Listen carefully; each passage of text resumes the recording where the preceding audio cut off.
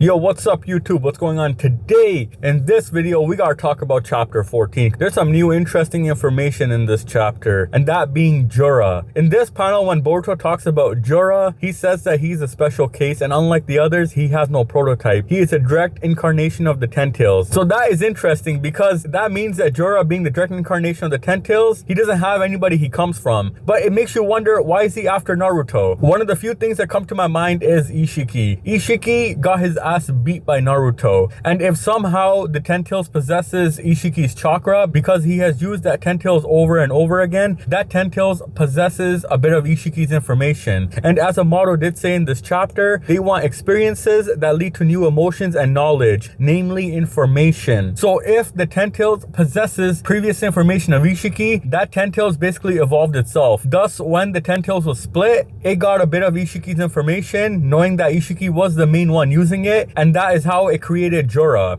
and hence why Jura resembles Ishiki. Now the other possibility is Code. People say that since Code possesses Ishiki's karma, technically Ishiki's information is in Code's karma. And because Code put his chakra, which possesses his body's DNA and data, information, all sorts of that stuff, that information went into the Ten Tails. And so when the Ten Tails was split, that information that Code possesses inside his karma all went into the Ten Tails, and all those new Shinjus possess a bit of Ishiki inside of them. And so Jura was born. Now the other thing I think is that Jura might be Kurama, because I said this in the Kurama video, that Jura possesses 9 tomos and he possesses 9 dots over his back where the Rinnegan is. I think there is a direct correlation between Kurama and Jura, especially because Jura came to Himawari, who possesses Kurama, and that Kurama possesses Naruto's chakra, and Jura was able to sense that chakra because he has a connection to Naruto, which is through Kurama. And I think that this is a foreshadow. When Jura and Himawari are fighting, they purposely made Kurama come back, and he specifically comes back only when Jura comes. And I don't think that was a coincidence. I think they are telling us that these two met for a reason. So this makes you wonder on what Jura's identity really is. Now what's also suspect to me in this chapter is Amato. Amato is hiding in the shadows. If you noticed, Boruto is talking about Jura and all these Shinjus. Amato doesn't seem to bat an eye, nothing. He knows what's going on. He's just chilling there smoking his cig, doing nothing about it. And what also gets me is that he knew right away on what the Shinjus would be thinking.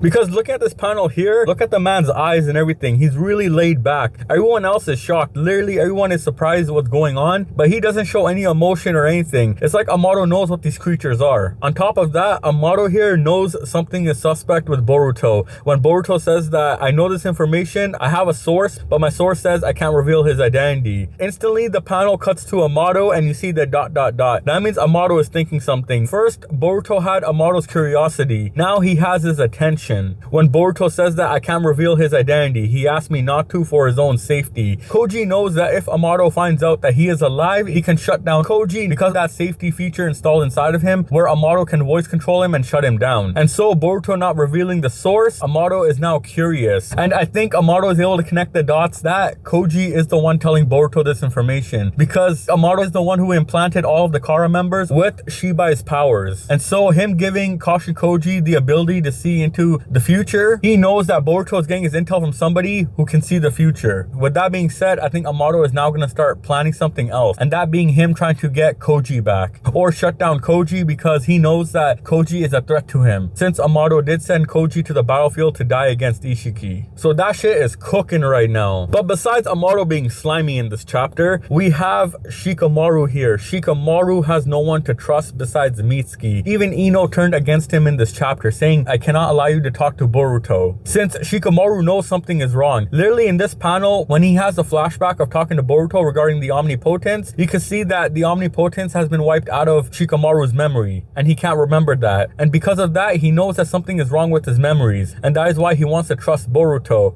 And so he schemes with Mitsuki to help Boruto escape. And with Boruto escaping, Konohamaru is now suspecting Mitsuki of helping Boruto, because he says that only Ibiki, Shikamaru, and him know out the code to unlocking Boruto's handcuffs. But little does Konohamaru know that Shikamaru is the one who gave Mitsuki the code. Now, I think this is where Shikamaru slipped up by giving Mitsuki the code, is that when Ida goes back in time, she's gonna see that Shikamaru handed Mitsuki something. And at that moment, she's gonna know that Shikamaru is actually helping Boruto. And I do think Ida does not want that, because Ida does not want anything going wrong for Kawaki. As Damon did say in this chapter that Boruto is about to spill the beans, but Boruto did not. Boruto only told everybody that Naruto and Hinata are alive. So he's trying to make sure Kawaki is okay and he doesn't get exposed yet. And Kawaki is honestly shocked about that. He doesn't know what Boruto's planning. But Kawaki did say in this chapter that he is going to kill Boruto regardless, because he's a threat to Naruto. So that battle we see in the future could be after the Shinjus. When Boruto defeats the Shinjus, now Kawaki wants to fight Boruto and finish him off. But we're gonna see how that unfolds. As the Hidden Leaf along with Team 7 is gonna go to the Sand Village, because Kankuro called Shikamaru saying that Gaara and Shinki have been taken down and turned into a tree. And so he's requesting Shikamaru to lend him a hand. That means that all of Team 7 is gonna go to Sand Village and they're gonna help fight back against the Grime Claws. That means that Shikamaru might ask Boruto to help them out in that battle. This may be a way for Boruto to clear his name, and this will allow him to stay in the village under surveillance granted by Shikamaru in return for saving the Sand Village. And so the original Team 7 is gonna get back together. So I think these are the events that are gonna lead to what happens later on. Right now, Boruto is getting his teammates back one by one, and eventually Kawaki and Boruto are gonna be fighting side by side for the time being. But at the end of that battle is when Kawaki then decides to attack Boruto, because I think the village gets destroyed when Boruto and Team 7 and everybody is in the Sand Village. So I'm calling that right now. The village gets destroyed when they're in the Sand Village, and when they come back is when that battle happens. But speaking of the Sand Village, we still got to wait for Gaara's Shinju. Right now, Shinki has awakened and he's looking like a menace. We have to wait to see what Gaara's Shinju looks like. And it may take some time for him to awaken. And I do wonder who his target is gonna be. I think his target is either gonna be Shikadai or it's gonna be Naruto. Because Shikadai is related to him in one way and Naruto was one of his friends. Only time will tell. This was a really text-heavy chapter. All I know is that Team 7 is gonna go into the Sand Village for a new mission. So I like how the story writing is going so far. And I do like how they're going outside the village and everything like that, because they're too focused on the Hidden Leaf for a very long time. And this is following the beginning of Boruto Part 1, where they went outside the village, they found Kawaki, they found Ao and all those guys. I like how Two Blue Vortex is following that. So by chapter 20s, some greasy shit's gonna go down. So let me know what you guys think of this chapter. Thanks for watching. Please comment, like, and subscribe, and stay tuned for more videos to come.